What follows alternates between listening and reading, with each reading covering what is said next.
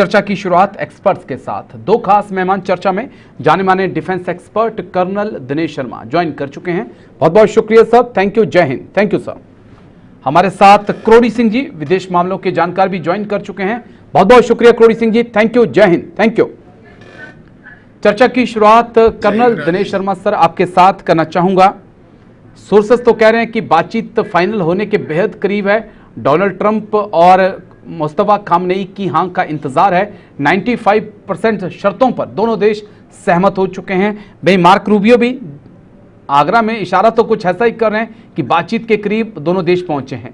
कितनी पॉसिबिलिटी, और कहीं ऐसा ना हो कि अगले 12 घंटे बाद शाम होते होते एक ट्रंप का और कोई ट्वीट आ जाए, कोई और एक बड़ा बयान आ जाए जो कहे कि नहीं बातचीत फेल हो चुकी है। सब देखिए, अभी तक जब तक कि सारी क्लैरिटी पब्लिक डोमेन में नहीं आ सकती तो तब तक हम सिर्फ कियास लगा सकते हैं कि बातचीत जो है बड़े पॉजिटिव नोट के ऊपर चल रही है। लेकिन आप अगर इनकी स्टेटमेंटों को गौर से देखें तो डोनाल्ड ट्रंप ने कहा है कि लार्जली जो है नेगोशिएशन जो है वो हो चुका है। कुछ एक चीजें बची हुई हैं। जब उन्होंने कल जो है तकरीबन 9 देशों के हेड से बात की थी, गल्फ कंट्री है, जॉर्डन है और बाकी कंट्री से किया था, इंक्लूडिंग पाकिस्तान आल्सो। और उसके साथ साथ डोनाल्ड ट्रंप कहते हैं कि हमें कोई जल्दी नहीं है, हम नाकेबंदी को बिल्कुल भी नहीं हटाएंगे। दूसरी तरफ से ईरान की तरफ से जो अभी आपने उनके मंत्री की स्टेटमेंट बताया कि हम किसी भी हालत में अमेरिका के आगे नहीं झुकेंगे। तो जब आप इन दोनों स्टेटमेंटों को कंपेयर करते हैं तो आपको लगता है कि अभी भी जो है चीजें जो है फाइनलाइज नहीं हुई हैं। एक प्रकार की मीडिया हाइप बनाई जा रही है कि जिस प्रकार से कि सब कुछ जो है आने वाले दिनों के अंदर या आने वाले घंटों के अंदर सब कुछ सॉर्ट आउट हो जाएगा। लेकिन जो कोर इशू है, कोर इशू के ऊपर तो अभी कोई बातचीत ही नहीं हुई है। वो है आपका एनरिच यूरेनियम के बारे में और परमाणु इंस्टॉलेशन के बारे में। दूसरी तरफ अमेरिका की तरफ जो ईरान की डिमांड है कि हमारे ऊपर से पूरे के पूरे जो है जितनी भी सैंक्शन है और हमारे फ्रीज किए हुए फंड्स को वापस किया जाए। उसके बाद जो है हमारी फारस के नाम से जो उन्होंने एक ऑर्गेनाइजेशन बनाई है कि वो कंट्रोल करेगी हार्मुज को। तो देखिए, ऐसा है कि जब तक पूरी तरह से सिग्नेचर नहीं हो जाते हैं, जब तक पूरी तरह से दोनों कंट्रीज के सुप्रीम लीडर की कोई स्टेटमेंट नहीं आती है, तब तक ये सिर्फ एक प्रकार से हम कियास लगाएंगे। और जिस प्रकार से हमने पहले भी देखा है कि किस प्रकार से जी जो है बातें बनी ठीक है जा रही हैं, तो अभी चाहिए। जी राजेश। ठीक है, मैं आता हूं, फिर आपके पास आता हूं। कुछ नेटवर्क का इश्यू आ रहा है। मैं करोड़ी सिंह जी आपके पास आना चाहूंगा। आपका पॉइंट ऑफ व्यू, विदेश मंत्री मार्क रूबियो भारत में, और उन्होंने भी यही स्टेटमेंट दी कि कुछ अच्छी खबर आ सकती है। लेकिन साथ में उन्होंने ये भी कहा कि न्यूक्लियर के इशू को लेकर, स्टेट ऑफ हॉर्मुज को लेकर अमेरिका यहाँ पर अपने कदमों को पीछे नहीं खींच सकता है। तो क्या ईरान अपने कदमों को पीछे खींच रहा है? कैसे हम देखें ये जो खबरें आ रही है कि वाकई में कोई सहमति पॉसिबल है, आज नहीं तो अगले 24 घंटों में कहीं ना कहीं अमेरिका और ईरान एक साझा समझौते के लिए तैयार हो सकते हैं? सर देखिए राजेश जी, डील अभी बहुत दूर है। ओके, बहुत डिस्टेंस पे है। क्योंकि ये कंफ्यूजन मीडिया में और हमारे सामने इसलिए क्रिएट हो रहा है कि अमेरिका के स्टेटमेंट्स में कोई कंसिस्टेंसी नहीं है। कभी वो क्या कहते हैं बिल्कुल पहुंच गए हैं डील पे, कभी कहते हैं हम अटैक करेंगे, कभी कहते हैं कि हमने ईरान की नेवी खत्म कर दी, एयरफोर्स खत्म कर दी, ईरान ने हमारा सरेंडर कर दिया, ईरान के लीडर्स मेरे से समझौता चाहते हैं। ये अमेरिका की तरफ से है। ईरान की तरफ से शुरू से बिल्कुल कंसिस्टेंट स्टैंड है। अब भी ईरान का स्टैंड ये नहीं है कि डील हो गया, वो एमओयू की बात कर रहे हैं, मेमोरेंडम ऑफ अंडरस्टैंडिंग। इसका मतलब है कि एक हम सीज फायर करें 2 महीने का या उससे आगे बढ़ तो उसके बाद डील के लिए बातचीत शुरू हो। अभी तो डील के लिए डील करने की बात हो रही है। तो एमओयू की बात ईरान कर रहा है कि ईरान ने कितना सरेंडर कर दिया, कौन सी चीज मान रहे हैं, अभी इसको ये मुद्दा ही नहीं है। जो मीडिएटर हैं उनको भी शायद ये सब एहसास है। इसीलिए पाकिस्तान के गृह मंत्री 2 बार ईरान गए फिर पाकिस्तान के सेनाध्यक्ष गए, और अब पाकिस्तान के सेनाध्यक्ष चीन गए, जबकि वहां के पाकिस्तान के प्रधानमंत्री भी हैं। तो वो चीन को कन्विंस करना चाहते हैं कि अगर ईरान को चीन कन्विंस करता है तो समझौते की तरफ आगे बढ़ सकते हैं, नहीं तो बहुत मुश्किल लगता है। पाकिस्तान के लिए ये नाक का सवाल है, प्रतिष्ठा का सवाल है, क्योंकि पाकिस्तान ने मीडिएशन या बैक चैनल डिप्लोमेसी में टर्की, सऊदी, इजिप्ट ये भी थे, लेकिन पाकिस्तान ने लीड लिया है। तो पाकिस्तान ये चाहता है कि अगर पाकिस्तान के मीडिएशन से कोई समझौता हो जाता है तो पाकिस्तान को सभी तरीके साइड से एडवांटेज होगा। ईरान से तेल की गैस की पाइपलाइन बन जाएगी, अमेरिका से डॉलर मिल जाएंगे, तो वो तो पाकिस्तान का अपना कैलकुलेशन है, हर देश करता है, उसको हमें बुरा नहीं मानना चाहिए। लेकिन और ये केवल ईरान और अमेरिका का डील नहीं है, मुझे लगता है कि ट्रंप साहब इसको वाइडर कॉन्टेक्स्ट में ले रहे हैं। वो इजराइल को गारंटी भी दिलवाना चाहते हैं, मिडिल ईस्टर्न कंट्रीज को, कि मान्यता तक तो वो नहीं जाएंगे इजराइल को देने की, लेकिन वो एक तरह का नो वार, नो एग्रेशन, इस तरह का कुछ करेंगे ईरान इजराइल के साथ, क्योंकि नहीं तो नेतन्याहू बिल्कुल तैयार नहीं हो रहे हैं। और ये आप और हमने मीडिया में भी देखा है कि नेतन्याहू और ट्रंप में कुछ हॉट डायलॉग भी हो गया है। तो अभी इस मुद्दे पर भी बातचीत करते हैं, नेतन्याहू और ट्रंप वाले मुद्दे पर भी हम आएंगे, डिटेल्स इस पे बात करेंगे। लेकिन कर्नल दिनेश शर्मा सर, अगर मैं आपसे समझना चाहूं कि 40 दिन की जंग और उसके बाद लगभग 1 महीने का सीज फायर, अमेरिका ने यहां से क्या अचीव किया? अगर अमेरिका यहां से निकल रहा है या निकलना चाहता है या निकल जाता है, अमेरिका ने इस 40 दिन की जंग में क्या अचीव किया और क्या गवाया?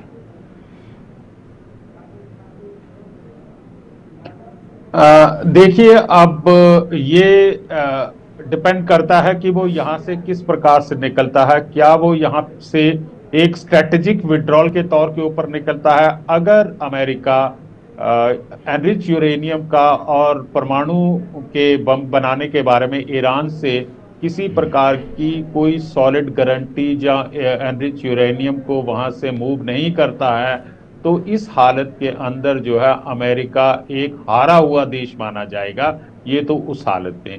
दूसरा जो है, मुझे नहीं लगता है कि अमेरिका ने इस जंग के अंदर किसी प्रकार की कोई अचीवमेंट किया, अदर देन टैक्टिकली जो है ईरान को बहुत बुरी तरह से नुकसान पहुंचाया है। इस जंग के दौरान जो है उसके अपने जो मित्र देश हैं वो उसको छोड़कर चले गए, और इस क्राइसिस के अंदर ना नाटो कंट्री उसकी मदद करने के लिए आए और ना यूरोप के कंट्रीज आए, बनस्पत इसके कि डोनाल्ड ट्रंप ने जिस समय मदद मांगी, चाहे वो इटली का साइप्रस का बेस हो या फिर बाकी कंट्रीज से मांगी हो, तो सबने मना कर दिया था। तो ये दर्शाता है कि इस जंग के दौरान डोनाल्ड ट्रंप का सबसे बड़ा जो मिलिट्री एम था वो पूरा नहीं हुआ। उन्होंने जो असेसमेंट होती है ईरान की कैपेबिलिटीज और वल्नरेबिलिटीज के बारे में, उसके ऊपर पूरा असेस नहीं किया था 28 फरवरी को अटैक करने से पहले। उसके बाद जो है डोनाल्ड ट्रंप साहब जो हैं हर 2 घंटे के बाद अपनी स्टेटमेंट चेंज करते थे। कभी कहते थे कि मैं इन्हें ईरान को स्टोन एज में भेज दूंगा, कभी कहते थे मैं पूरी सिविलाइजेशन को खत्म कर दूंगा। तो मोटे तौर के ऊपर जो है डोनाल्ड ट्रंप की जितने भी आक्रामक स्टेटमेंट्स आई, लेकिन उनको जो है एक्शन लेने में उनको काफी हिचकिचाहट हुई है। और एक प्रकार से मैं मानूंगा अगर वो इस बातचीत के अंदर जो 2 एम हैं उनको अचीव कर लेते हैं तो वो एक प्रकार से अपनी विन विन सिचुएशन दिखाएंगे। अदरवाइज ये एक बहुत बड़ी ह्यूमिलेशन होगी अमेरिका के लिए। जी राजेश। शर्मा सर, करोड़ी सिंह जी आपके पास आना चाहूंगा। इससे अपोजिट सवाल आपसे, अब ईरान के लिहाज से क्या अचीव ईरान ने किया इस जंग में? और अगर ये जंग बराबरी पे खत्म होती है तो ईरान एक लीडर के तौर पे उभर कर सामने आता है। जिस प्रकार से उसने खाड़ी के देशों को टारगेट किया, इस जंग के खत्म होने के बाद खाड़ी के देशों पर क्या वो दोस्ताना संबंध, वो प्रभाव लौट पाएगा? कैसे आप देख रहे हैं ईरान ने क्या अचीव किया सर, अगर जंग खत्म हो जाती है तो? देखिए राजेश जी, आप ये भी पूछते कि अमेरिका ने क्या खोया। अमेरिका ने खोया ज्यादा है, पाया तो कुछ है ही नहीं। खैर वो तो अलग सवाल हो गया। क्रोड़ी सिंह जी, लेकिन क्रोड़ी सिंह जी, जंग खत्म हो जाए तो खोने की बात भी कर लेंगे, प्रॉपर फिर बैठकर बातचीत करेंगे कि क्या खोया क्या पाया। आज पाने की बात कर लेते हैं जी। तो ईरान ने बहुत क्या अच्छे। पाया? देखिए, ईरान शुरू से ही एग्रेसर नहीं रहा है। तो ईरान तो ये कह रहा है कि मैं तो जो कुछ कर रहा हूं डिफेंस में है, और ये ईरान के लिए तो सर्वाइवल स्ट्रेटेजी थी कि हम किस तरह से सर्वाइव करें। और जब सर्वाइवल पे आ जाता है, एग्जिस्टेंस की प्रॉब्लम आ जाती है, तो डिटर्मिनेशन बढ़ जाता है। और इसीलिए इतने शक्तिशाली पावर से और इतने इजराइल कितना शक्तिशाली है, अमेरिका कितनी शक्तिशाली है, उनके सामने खड़ा होना बहुत बड़ी उपलब्धि है कि ईरान अभी भी सरवाइव कर रहा है। ईरान ने ये पाया कि ईरान अपनी संप्रभुता स्वतंत्रता को बनाए रखा है, ये ईरान गेन करेगा। लीडरशिप को भी खोया है, अर्थव्यवस्था को भी खोया है, बहुत कुछ खोया है। लेकिन ईरान ने जो पाया है कि मैं इतने बड़े पावर के सामने अभी भी खड़ा हूं, और पावर को बराबर के आधार पे समझौता करना पड़ा, क्योंकि अब समझौता होगा वो हरे हुए जीते हुए का नहीं होगा, बराबर की एट द टेबल बैठ के करेंगे। तो ईरान टेबल के ऊपर नहीं है कि वो ऑन द टेबल है, वो एट द टेबल है अमेरिका के सामने, और एट द टेबल बैठ के बातचीत होती है। ये आज की स्थिति, इतने बड़े युद्ध के बाद, इतने साजो सामान के बाद खड़ा होना, ये बहुत बड़ी उपलब्धि है। और दूसरा यह है कि अब ईरान की जो टर्म्स एंड कंडीशंस होंगी, वो जो जंग से पहले सरेंडर कर रहा था, उतना भी अब सरेंडर करने को ईरान तैयार नहीं होगा। आज ईरान है, आज से 3 महीने पहले की जो पोजीशन थी, उस पोजीशन में है नेगोशिएट करने के मामले में। तो ईरान भी है और पाया भी है कुछ। ठीक है, बस मेरे एक सवाल उसका जवाब दीजिए, फिर मैं आगे बढ़ना चाहूंगा। आगे का सवाल, ठीक है, आगे का सवाल लास्ट लाइन। आप कह रहे हैं मिडिल ईस्ट में ईरान की क्या लीडरशिप स्टैंड करेगी? मुझे लगता है कि अल्टीमेट जो दुनिया होगी वो सिविलाइजेशंस का मामला होगा, और यहाँ की, क्योंकि नहीं भी होगा तो मिडिल ईस्ट में तो इजराइल बना देगा इसको सिविलाइजेशन का मामला। तो इस्लामिक कंट्री हैं, वो एक साथ खड़े होंगे। जब तक इजराइल है, ईरान नेबरिंग कंट्रीज को या जो इस्लामिक कंट्री है उनके लिए थ्रेट के रूप में सामने नहीं आएगा। ठीक है, एक सवाल और जिसका जवाब दे दीजिए, फिर मैं आगे बढ़ूंगा। क्रोड़ी सिंह जी, तमाम बातचीत हो रही है, स्टेट ऑफ हॉर्मुज को लेकर बातचीत हो रही है, यूरेनियम को लेकर बातचीत हो रही है, और हमने देखा कि जो प्रॉपर्टी सीज की गई है उसको लेकर बातचीत हो रही है। लेकिन इस बातचीत के सिलसिले में ट्रिपल एच कहीं खो सा गया है, क्या इसके पीछे कारण? देख, बहुत ज्यादा चर्चा हिजबुल्लाह हमास हुती की नहीं हो रही है कि इसके ऊपर भी कंट्रोल करना है। जड़ तो यही थी सर, जंग की जड़ तो यहीं से शुरू हुई थी जी। देखिए, ईरान ने ये कह दिया है कि ये जो एग्रीमेंट होगा वो टोटलिटी में होगा, उसको लेबनान को, यमन को, इनको इंक्लूड किया जाएगा। लेकिन अमेरिका अभी इतना पेंडारोज बॉक्स नहीं खोलना चाहता। वो सोचते हैं ईरान से हो जाए और उसके बाद डील करें। ईरान ने तो बिल्कुल क्लियर कर दिया है, और रूबियो ने यहाँ कल दिल्ली में भी कहा कि ईरान सबसे बड़ा टेररिस्ट देश है। अब एक्चुअल टेररिस्ट तो कौन है, टेररिज्म को किस तरह डिफाइन है, बहुत बड़ी डिबेट है वो तो। लेकिन कल रूबियो ने कहा कि टेररिस्ट देश है, उसमें हिजबुल्लाह, हमास, इन सब का नाम भी लिया उन्होंने कि उन सब को प्रमोट कर रहा है। तो ऐसा नहीं है कि अमेरिका नहीं सोच रहा, लेकिन वो इस कंडीशन में उसको अवॉइड करना चाहता है और ईरान इंक्लूड करना चाहता है नेगोशिएटिंग प्रोसेस में। ठीक है, मेरा पॉइंट इसलिए था क्योंकि जंग की शुरुआत तो यहीं से हुई थी, अगर उसी पे बातचीत नहीं हो रही है तो फिर बड़ा मुश्किल है। लौटता हूं, एक और बड़ी खबर है, उसके बाद मैं आप दोनों के पास लौटूंगा। जल्दी से बड़ी खबर प्ले करिए, उसके बाद एक्सपर्ट्स के पास लौटूंगा। ईरान के दौरे के बाद चीन पहुंचे मुल्ला मुनीर, चीनी राष्ट्रपति शी जिनपिंग से मिलेंगे मुनीर। चीन में पहले से मौजूद हैं पाक पीएम शहबाज शरीफ। अमेरिका चीन में मध्यस्थता कर रहा है पाकिस्तान। ईरान के बाद चीन के दौरे पे पहुंचे मुल्ला मुनीर, चीनी राष्ट्रपति शी जिनपिंग से मिलेंगे मुनीर। तो बड़ी खबर, ईरान के दौरे के बाद चीन पहुंचे मुल्ला मुनीर।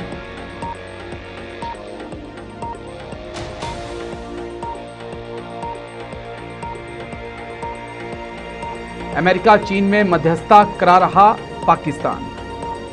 चलिए ग्राफिक्स, उसके बाद एक्सपर्ट्स के पास।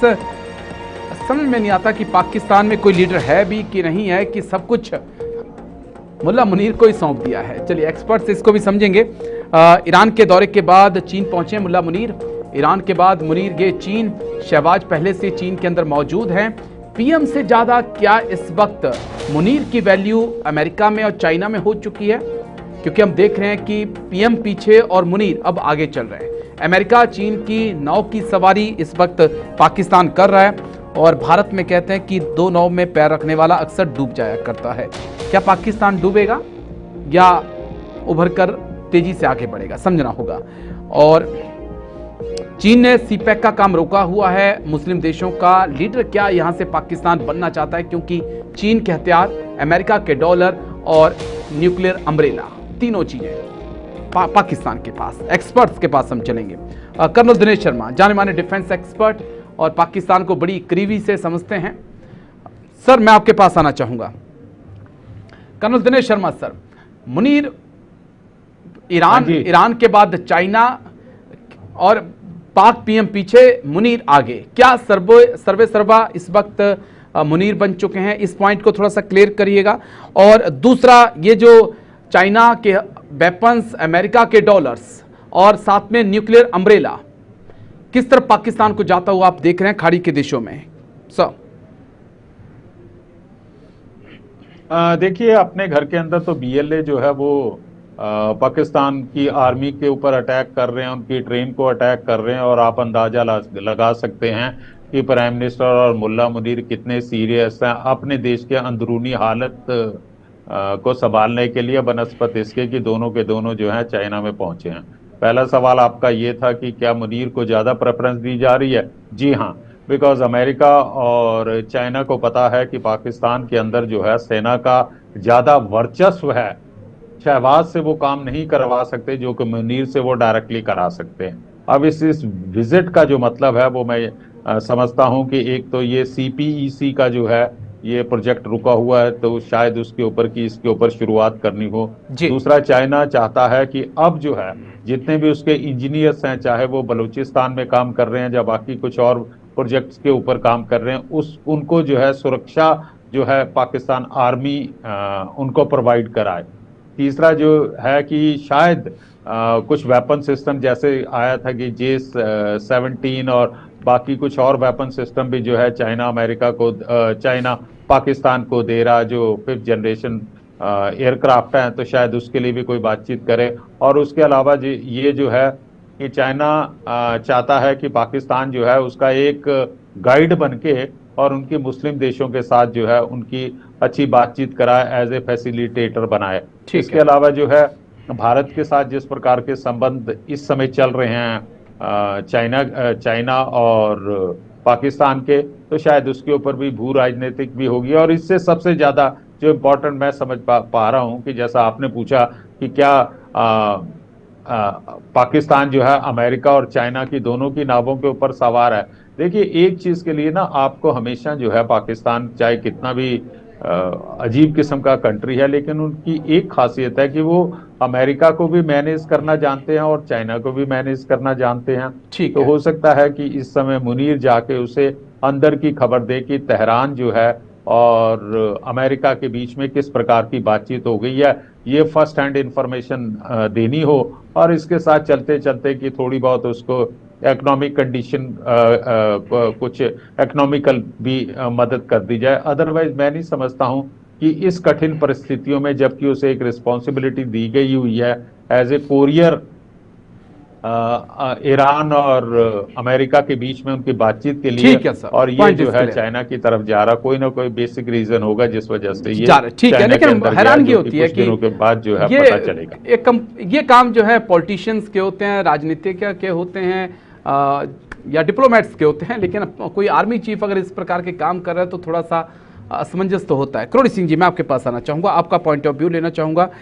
दो नावों की सवारी, हिंदुस्तान में तो कहावत है कि डूब जाते हैं, लेकिन पाकिस्तान कह रहा है कि हम तो इस रेस में नंबर 1 आएंगे, हम जीत कर रहेंगे। इस पॉइंट को थोड़ा सा क्लियर करिए। और क्या एक तालमेल बैठाने की कोशिश कर रहा है? जैसा कि कर्नल दिनेश शर्मा ने भी कहा कि एक खासियत तो पाकिस्तान के अंदर है कि वो अमेरिका और चाइना के बीच कैसे तालमेल बैठाना है, इसमें महारत हासिल कर चुका है।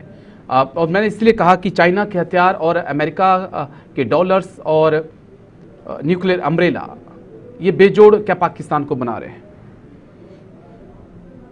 आपने टर्की का नाम नहीं लिया राजेश जी। टर्की के हथियार भी आ रहे हैं, माफी चाहूंगा, टर्की के साथ जॉइंट मैन्युफैक्चरिंग का भी एमओयू साइन हो गया है। खैर, देखिए आपका सवाल है कि पाकिस्तान मैनेज कैसे कर रहा है। देखिए पाकिस्तान की सेना में अमेरिका की केवल दखल नहीं, अमेरिका का डोमिनेशन और अमेरिका के कंट्रोल में हमेशा से रही है पाकिस्तान की सेना। जो भी लीडर सेना के से निकलना चाहे या अमेरिका से कुछ हटने की कोशिश की, उस समय सेना ने बहुत अमेरिका के फेवर का रोल प्ले किया है। जो रिसेंट है वो इमरान खान का है। तो सेना अमेरिका के इंटरेस्ट को शुरू से ही पाकिस्तान में प्रमोट करता रहा है और इसीलिए पाकिस्तान में पूरे इतिहास में आधी बार सेना का शासन रहा है जी। और जब सेना का शासन, अमेरिका के लिए ये एडवांटेज है कि सेना की अगर लीडरशिप है तो मैनेज करना बहुत आसान हो जाता है। प्रजातांत्रिक शासन व्यवस्था में मैनेज करना बड़ा मुश्किल हो जाता है। आपने प्राइम मिनिस्टर को मैनेज कर लिया या एक मिनिस्टर को कर लिया तो काम नहीं चलता है, क्योंकि पार्लियामेंट भी होते हैं या दूसरे लोग भी होते हैं। यहाँ अगर आपने कमांडर को, चीफ को मैनेज कर लिया तो आराम से चलता है। तो अमेरिका को ये सूट करता है और ये चाइना को भी सूट करता है, दोनों को सूट कर रहा है। अब देखिए पाकिस्तान में क्या चाइना और अमेरिका में राइवलरी होगी, अभी हमारे को नहीं लग रही है, क्योंकि चाइना ऑलरेडी बहुत ज्यादा इन्वेस्ट कर चुका है। तो चाइना के लिए अपना इन्वेस्टमेंट बचाए रखना बहुत जरूरी है। लेकिन ये चीज कब सामने आएगी कि दो अलग ध्रुव बन रहे हैं अब, जिसको हम कहते हैं पैक्स सिलिका और पैक्स सिनिका।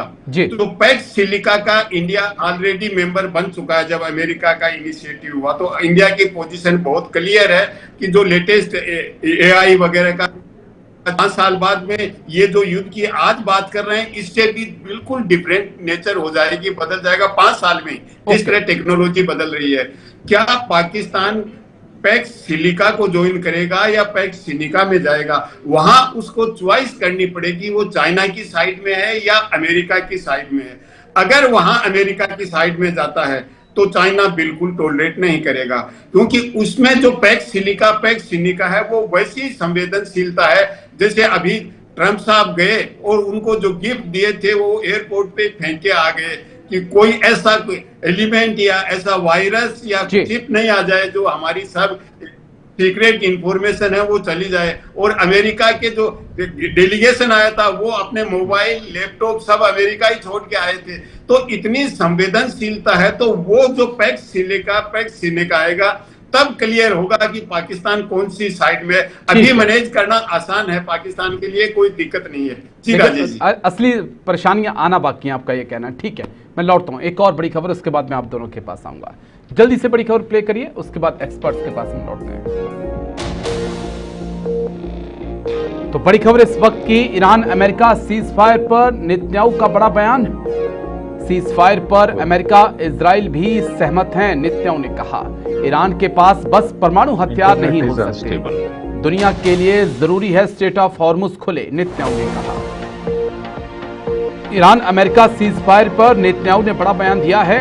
सीज फायर पर अमेरिकी इजराइल भी सहमत हैं, ईरान के पास परमाणु हथियार नहीं हो सकते और दुनिया की भलाई के लिए जरूरी है कि स्ट्रेट ऑफ हॉर्मुज खुले, नेतन्याहू ने ट्वीट किया है। उस ट्वीट को जरा एक बार प्ले कर दीजिए, थोड़ा पढ़ लेते हैं, दर्शकों को बता दें कि आखिरकार नेतन्याहू ने क्या कुछ लिखा है, फिर हम आगे चलते हैं। मैंने कल रात राष्ट्रपति ट्रंप से हॉर्मुज जल डमरू मध्यक को फिर से खोलने के लिए हुए समझौते ज्ञापन और ईरान के परमाणु कार्यक्रम पर अंतिम समझौते की दिशा में होने वाली आगामी वार्ता के बारे में बात की। राष्ट्रपति ट्रंप और मैं इस बात पर सहमत हुए हैं कि ईरान के साथ किसी भी अंतिम समझौते में परमाणु खतरे को समाप्त करना आवश्यक है।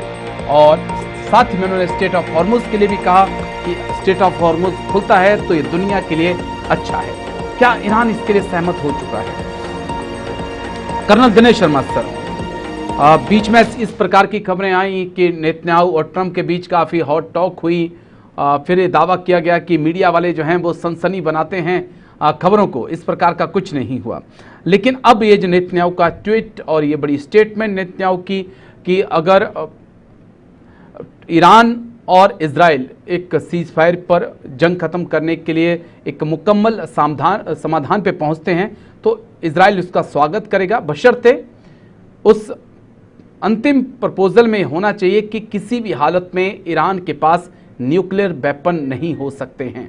सर देखिए, ये जो आपने नेतन्याहू साहब की जो ट्वीट दिखाया है, मैं इसके साथ एग्री करता हूं कि देखिए स्टेट ऑफ हार्मुज को खोलने के बारे में वो जो बात कर रहे हैं, मेरा ये मानना वो उनके लिए सेकेंडरी है। तो इम्पोर्टेंट चीज जो है कि ईरान को अपने जितने भी न्यूक्लियर इंस्टॉलेशन है या कैपेबिलिटीज है उन्हें नष्ट करना होगा या समाप्त करना होगा, और words to this effect, because Iran को इजराइल को पता है कि ईरान के पास जिस दिन भी वो परमाणु वेपन आता है वो उसके ऊपर फायर करेगा और उसे नुकसान पहुंचाएगा। ईरान जो है वो इजराइल के पड़ोस में बैठा हुआ है, जबकि अमेरिका जो है पता नहीं कितने 10 से 15 किलोमीटर 1000 किलोमीटर दूर है। इजराइल हमेशा चाहेगा कि जो भी अल्टीमेटली समझौता होता है उसके अंदर जो है परमाणु का टोटल डिस्ट्रक्शन और इसको इनकैपेबल बनाना है। यही इजराइल का एम है और यही उनका मिलिट्री एम है। अगर किसी कारणवश अमेरिका जो है अपने इस स्टैंड से डाउन होता है या कुछ और वाया मीडिया निकाल लेता है कि चलो ठीक है, ये 440 केजी जो एनरिच यूरेनियम है ये ईरान में ही रहेगा, पर ये इंटरनेशनल कम्युनिटी या इंटरनेशनल एटॉमिक एनर्जी कमीशन की वॉच में रहेगा, तो इसके लिए भी इजराइल जो है तैयार नहीं होगा। जिस प्रकार के इजराइल और अमेरिका के संबंध है, तो मुझे लगता है कि अमेरिका भी जो है इजराइल के कंसर्न को ध्यान में देगा, और मुझे नहीं लगता कि किसी भी हालत के अंदर अमेरिका इस यूरेनियम के ऊपर कोई कंप्रोमाइज करेगा। लेकिन दूसरी तरफ ये भी है कि ईरान भी कंप्रोमाइज नहीं करेगा, वो नहीं अलाउ करेगा कि उसका एनरिच यूरेनियम जो है ईरान से बाहर ले जाया जाए। लेकिन कुछ ना कुछ इनको वाया मीडिया निकालना पड़ेगा जिससे कि दोनों की जो है विन विन सिचुएशन हो, और जैसा मैंने समझा कि किसी थर्ड कंट्री के हैंडओवर हो सकता है, चाहे जो भी ईरान का मित्र देश है उसको हैंडओवर कर सकते हैं। बाकी अदरवाइज वो अमेरिका को तो किसी भी हालत में, जो अभी के हालात है, लगता नहीं है कि यूरेनियम अमेरिका को हैंडओवर किया जाएगा। ठीक है करोड़ी सिंह जी, मैं अब आपके पास आना चाहूँगा, आपका पॉइंट ऑफ व्यू लेना चाहूँगा। ये जो नेतन्याहू ने बड़ी स्टेटमेंट दी है, चाहे वो न्यूक्लियर वेपन्स को लेकर हो, स्टेट ऑफ हॉर्मुज को लेकर हो, कैसे हम इस स्टेटमेंट को देखें? क्या नेतन्याहू इजराइल भी इन चीज़ों को समझ रहा है अब, खासकर स्टेट ऑफ हॉर्मुज को लेकर कि इसका खुलना जरूरी है और वैश्विक दबाव जो है इससे पड़ रहा है?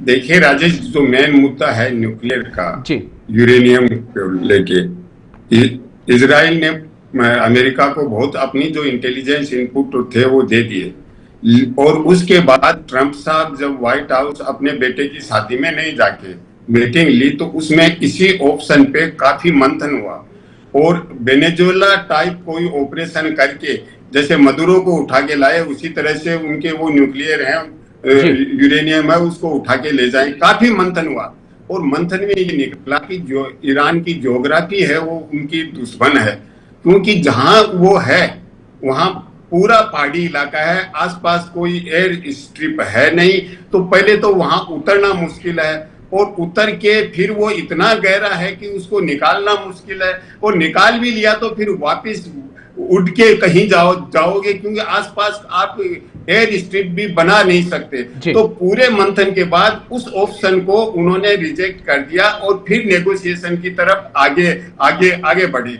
अब देखिए ईरान कंसिस्टेंटली कह रहा है कि मुझे पूरी गारंटी होनी चाहिए कि कोई आगे से मेरे ऊपर हमला नहीं होगा, क्योंकि इजराइल को पूरे नेगोशिएटिंग प्रोसेस से दूर रखना चाहते हैं। तो इजराइल के पास ऑप्शन खुला हो, अगर अमेरिका और ईरान के बीच में समझौता हो गया, लेकिन इजराइल के पास ऑप्शन है कि वो स्ट्राइक कर सकता है ईरान पे, और इसीलिए ईरान कंसिस्टेंटली शुरू से कह रहा है कि पूरी गारंटी होनी चाहिए, परमानेंट तरीके से मुझे ये कहना चाहिए कि मेरे ऊपर कोई हमला नहीं होगा। तो ये डेलिबरेटली इजराइल को अलग अलग रखा जा रहा है, और अगर इजराइल को पूरी नेगोशिएटिंग प्रोसेस में लाते हैं तो इसमें दो हैं, एक तो इजराइल बन जाएगा उस पर समझौते से, दूसरा यह है कि पूरा पैलेस्टाइन का इश्यू है वो पूरा खुल जाएगा, और उसको न तो अमेरिका चाहता है और न इजराइल चाहता है कि उस पूरे को वापस इस समझौते के अंदर कहीं न कहीं लाए। तो वो बोलचाल में हम कहते हैं कि रायता फैल जाएगा वो ज्यादा समझौता होने की जगह। तो ऐसी स्थिति में ईरान को बिल्कुल भरोसा नहीं है, और भरोसा दोनों को ही नहीं है। ठीक है सर। इस तरह के अविश्वास के माहौल में किस तरीके से आगे बढ़े, अगर कोई एमओयू हो जाता है, बातचीत होती है, तो हम उम्मीद कर सकते हैं कि कुछ हो। ठीक है, लेकिन इसके लिए उम्मीदों पे दुनिया भी कायम है। करोड़ी सिंह जी, बस आखिरी एक सवाल जिसका मुझे आखिरी 30 सेकंड में जवाब आपसे चाहिए होगा, क्या वाकई में, बहुत संक्षिप्त में, क्या वाकई में ईरान अपने परमाणु या एनरिच यूरेनियम को सौंप सकता है, और अगर सौंपता है तो क्या ईरान की जनता IRGC की इसे हार नहीं मानेगी? देखिए, इसमें मैं ये नहीं सोच रहा कि ईरान में कोई डिस्प्यूट है, कोई विवाद है कि सौंपे या नहीं सौंपे। ईरान बिल्कुल कंसिस्टेंट है, वो नहीं सौंपेगा। लेकिन और इसीलिए हम उम्मीद से तो रखते हैं, लेकिन उम्मीदों से घायल भी हम ही होते हैं। फिर यहीं पे दो स्टेटमेंट आ जाती हैं। दो स्टेटमेंट का जिक्र करना चाहूंगा क्योंकि समय थोड़ा सा कम बच गया है। उससे हम ही घायल हो गए। जी, समय थोड़ा सा कम बच गया। बस दो बड़ी स्टेटमेंट है मार्क रूबियो की, जहां पे वो भी आज यही कहते हुए सुनाई पड़े कि यूरेनियम और न्यूक्लियर ईरान के पास नहीं हो सकते हैं। अगर इजराइल की बात करें तो उन्होंने भी यही कहा कि ईरान के पास किसी भी हालत में परमाणु हथियार नहीं हो सकते हैं। फिर सहमति कैसे बनेगी, इसको लेकर मुझे लगता है कि थोड़ा सा इंतजार अगले 24 घंटे का हमें और करना होगा। शुक्रिया, लेकिन बहुत बहुत शुक्रिया कर्नल दिनेश शर्मा सर, बहुत बहुत शुक्रिया आपका करोड़ी सिंह जी, मेरे साथ जुड़ने के लिए, तमाम पहलुओं पर इतनी बारीकी से बात रखने के लिए। डिफेंस स्पेशल में आज इतना ही, कल फिर होगी मुलाकात। दीजिए इजाजत, नमस्कार।